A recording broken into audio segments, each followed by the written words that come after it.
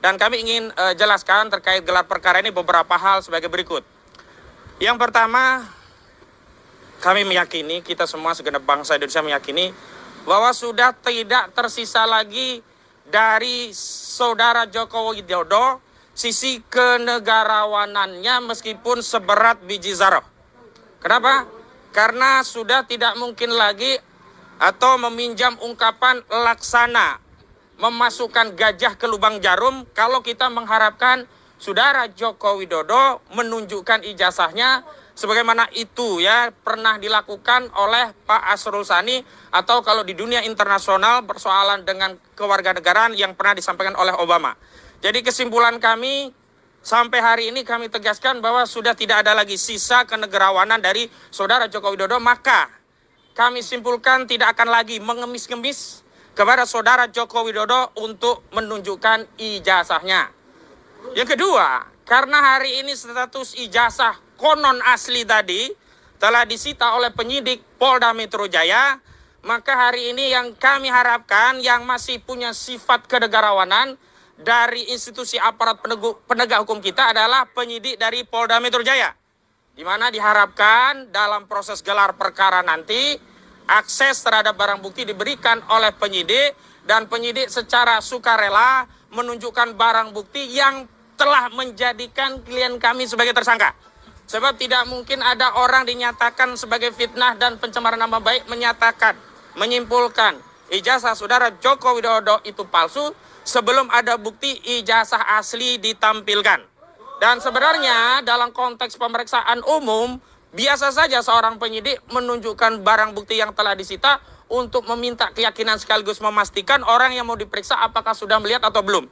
Pada faktanya saat pemeriksaan Bapak Rizal Fadilah, Ibu Kurniati Royani, keduanya telah meminta kepada penyidik untuk ditunjukkan, tapi saat itu tidak diberikan akses dengan alasan bahwa ijazah tersebut masih disita oleh Polda dan diperiksa Bareskrim di bagian Puslapor Bareskrim Mabes Polri. Kami harapkan hari ini sudah tidak ada alasan lagi. Namun sekali lagi kami tentu saja tidak cukup memiliki keyakinan bahwa hal itu akan dipenuhi oleh penyidik Polda Metro Jaya. Mengapa? Karena hari ini kebijakan dari institusi kepolisian yang kita cintai ini alih-alih teguh dan konsisten mengikuti hukum, asas, prosedur, dan substansinya, tetapi berulang kali menunjukkan anomali-anomali bahkan kontradiksi. Terakhir, setelah Mahkamah Konstitusi mengeluarkan keputusan yang mewajibkan institusi kepolisian tunduk pada ketentuan pasal 28 ayat 3 Undang-Undang Kepolisian, di mana ditegaskan bahwa institusi kepolisian anggotanya tidak bisa menduduki jabatan sipil di luar institusi kepolisian kecuali dalam dua keadaan, yakni anggota kepolisian tersebut sudah pensiun atau yang kedua mengajukan pengunduran diri.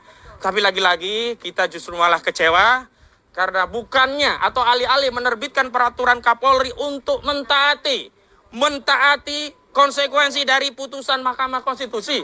Tapi terakhir saudara Listio Sigit Prabowo selaku Kapolri malah mengeluarkan Perkapolri nomor 10 tahun 2025 yang substansinya justru memberikan izin kepada anggota Polri untuk menduduki jabatan ya 17 ya jabatan di kementerian dan lembaga sipil yang sebenarnya ini adalah pembangkangan terhadap putusan Mahkamah Konstitusi.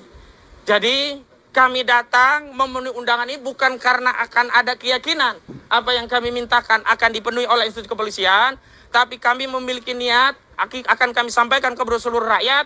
Kami ingin sampaikan kepada seluruh rakyat bahwa di negeri ini masih ada bagian dari putra-putra terbaik negeri ini yang peduli terhadap institusi penegakan hukum di negeri ini, yang peduli terhadap kejujuran, yang peduli terhadap kebenaran, yang peduli terhadap keadilan, terus mengupayakan kebenaran keadilan itu ditegakkan meskipun anomali dan kontradiksi itu selalu ditelanjangi oleh institusi itu kepada kita semuanya. Jadi sekali lagi meskipun apapun hasilnya kita tetap akan terus memperbaiki negeri ini karena kita lahir dan dibesarkan negeri ini. Negeri ini bukan hanya milik polisi, negeri ini bukan hanya milik jaksa, negeri ini bukan hanya milik saudara Joko Widodo, tapi negeri ini adalah milik kita segenap rakyat Indonesia. Dan terakhir sebelum nanti kepada Bang Petrus Salistinos juga Bang Gafur Sangaji, rekan Gafur Sangaji, ada 3 hal yang nanti akan kami jadikan evaluasi atau koreksi terhadap proses gelar perkara. Yang pertama dalam aspek kewenangan. apakah proses penyelidikan dan penyidikan dilakukan oleh penyidik Polda Metro Jaya dilakukan sesuai dengan ketentuan peraturan perundang-undangan yang berlaku, atau dilakukan dengan menyalahgunakan wewenang atau bertindak secara sewenang-wenang. Kedua, kami akan cek dari sisi proses dan prosedur, apakah proses, tahapan, dan prosedur sudah dilakukan sebagaimana diatur dalam ketentuan peraturan perundang-undangan, tidak melanggar asas-asas hukum pidana, dan tentu saja kalau melanggar ini akan menjadi catatan daripada cacat prosedur. Dan terakhir terkait substansi, memang kami ingin agar secara substansi masalah yang bikin gaduh seluruh rakyat, yakni ijazah itu bisa ditunjukkan dalam proses gelar perkara. Dan terakhir, ada sejumlah anomali dan kontradiksi yang ini perlu kami sampaikan agar publik tahu. Dalam proses penyidikan dan peningkatan status tersangka, itu semestinya calon tersangka diperiksa. Dan ini amanat dari putusan Mahkamah Konstitusi. Namun dari 8 tersangka ada satu tersangka yang belum pernah diperiksa sama sekali, sementara penyidik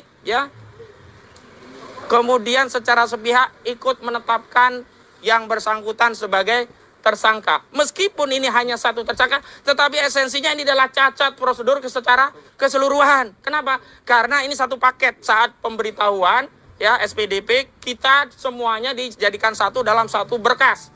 Jadi satu cacat, maka seluruh prosedur penyidikan ini juga menjadi cacat. Itu yang perlu kami sampaikan, meskipun nanti ada catatan-catatan lain yang kami akan pertanyakan langsung dalam proses gelar perkara khusus.